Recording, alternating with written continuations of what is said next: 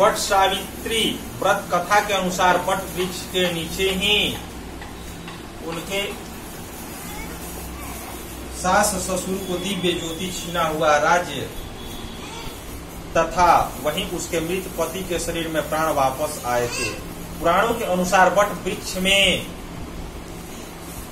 ब्रह्मा, विष्णु और महेश तीनों का वास है।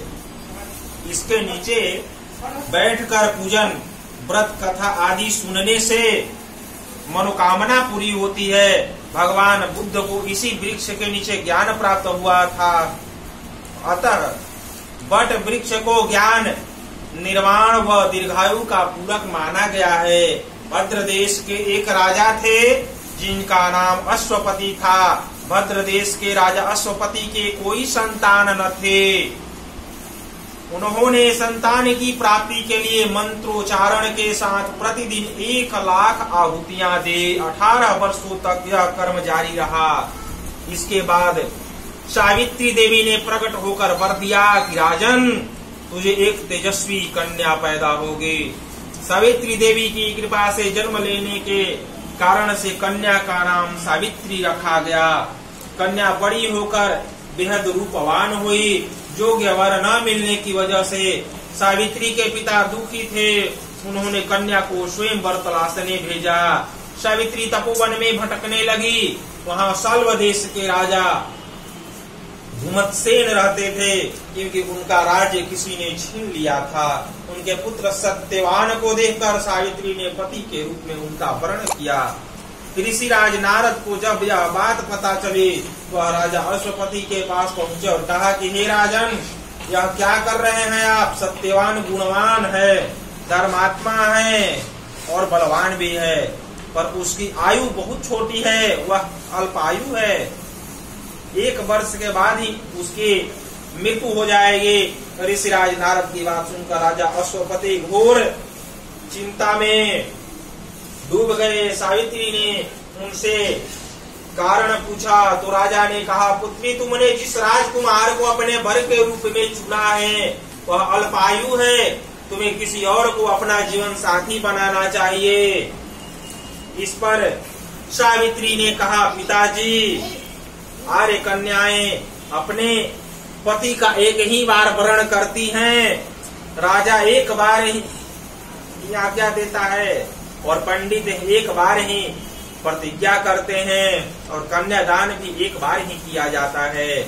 सावित्री हठ करने लगी और बोली, सत्यवान से ही विवाह करूंगी।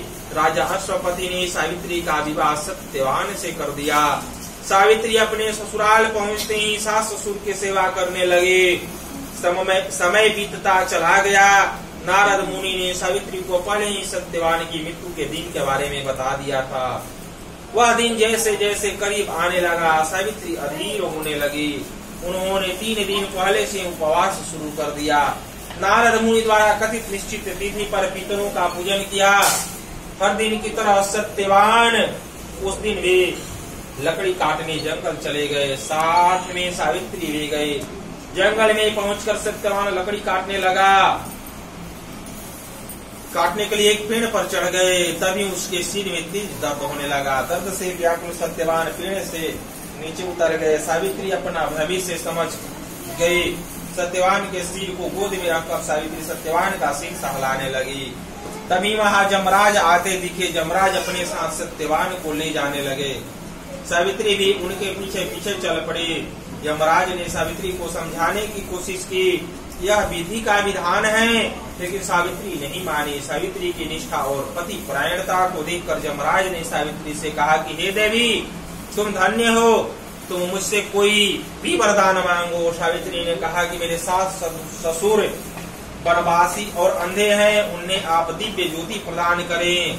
यमराज ने कहा कि ऐसा ही होगा, जाओ, लौट जाओ। लेकिन सावित्री अपने पति सत्यवान के पीछे पीछे चलती रही। यमराज ने कहा, देवी तुम वापस जाओ।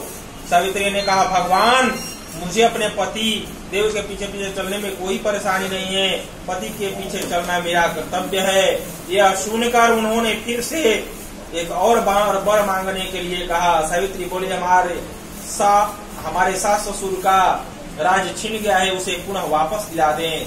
यमराज ने सावित्री को यह वरदान भी दे दिया और कहा तुम अब लौट जाओ, लेकिन सावित्री पीछे पीछे चलती रही। यमराज ने सावित्री को तीसरा वरदान मांगने को कहा। इस पर सावित्री ने कहा 100 संतानों और सौभाग्य का वरदान मांगा। यमराज ने इसका वरदान भी सावित्री को दे दिया। सावित्री ने यमराज से कहा कि प्रभु, मैं एक पतिव्रता पत्नी हूँ और आपने मुझे पुत्रवती होने का आशीर्वाद दिया है। यह सुनकर यमराज को सत्यवान का प्राण छोड़ने पड़े।